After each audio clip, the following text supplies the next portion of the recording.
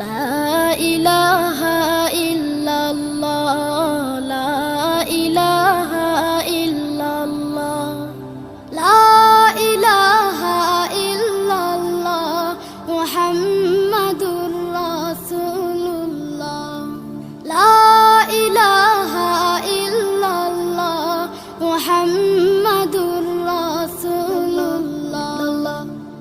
কোনো খালিক নেই তুমি ছাড়া, কোনো মালিক নেই তুমি ছাড়া, কোনো মাবুদ নেই তুমি ছাড়া, কোনো মাশুক নেই তুমি ছাড়া। এই জীবনে